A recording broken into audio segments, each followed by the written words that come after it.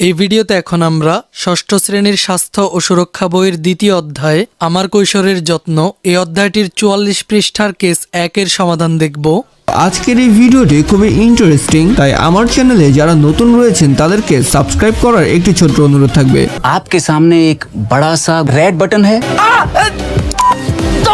আর আমার চ্যানেলের already subscriber যারা রয়েছেন তারা অনেকেই এভাবে ভিডিও দেখে চুপি চুপি পালিয়ে যান, তাই ভিডিওটিতে লাইক করে যাওয়ার একটি ছোট্ট অনুরোধ থাকবে। শুভ কাজ যত তাড়াতাড়ি সম্পন্ন হয় ততই মঙ্গল। আচ্ছা ঠিক আছে, আপনাদের অনেক ধন্যবাদ। প্রথমে আমাদেরকে এই কেসটি ভালো করে পড়ে নিতে হবে। এরপর এই কেসটি থেকে 4টি প্রশ্ন রয়েছে, এই প্রশ্নগুলোর উত্তর দিতে হবে। তাহলে প্রথমে আমরা কেসটি পড়ে নিব। দীপা ষষ্ঠ শ্রেণীতে পড়ে। সে প্রথম থেকে পঞ্চম শ্রেণী পর্যন্ত স্কুলে নিয়মিত আসতো। বরাবরই সে বার্ষিক পরীক্ষায় ভালো ফল করত, কিন্তু ষষ্ঠ শ্রেণীতে উত্তীর্ণ হওয়ার পর থেকেই দেখা গেল প্রতি মাসেই সে একটি নির্দিষ্ট সময়ে কয়েকদিন স্কুলে অনুপস্থিত থাকে। এই সময়ে বাড়িতে অবস্থান করে, এ কারণে শ্রেণীর কাজে অংশ নিতে পারে না। এতে করে তার পড়াশোনার মারাত্মক ক্ষতি হয়।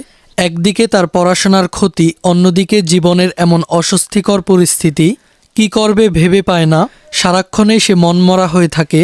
এ বিষয়ে কারো সঙ্গে কথা বলতে সে লজ্জাবোধ করে। নানা ধরনের দ্বিধাদ্বন্দ্ব তার মনে ভর করে। বিদ্যালয়ের সহপাঠী, বন্ধুবান্ধব, প্রতিবেশী, এমনকি মায়ের সঙ্গেও তেমন কথা বলে না। একা থাকতে চায়, সবার সামনে আসতে চায় না। এবছর সাময়িক পরীক্ষাতেও সে আশানুরূপ ফল করতে পারেনি। সে সবসময় দুশ্চিন্তায় থাকে। নিজের জীবন ও ভবিষ্যৎ নিয়ে সে চিন্তিত।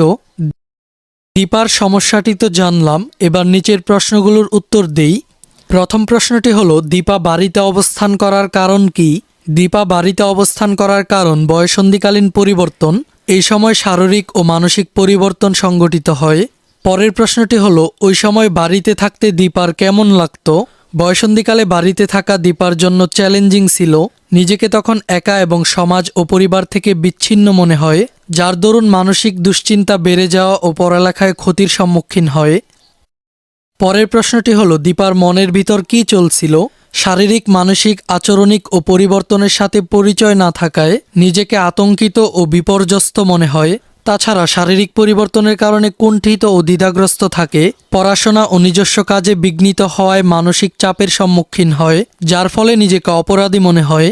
শেষ প্রশ্নটি হলো, কি করলে দীপা নিজের ভবিষ্যৎ নিয়ে উদ্বিগ্ন হবে না বলে তোমার মনে হয়?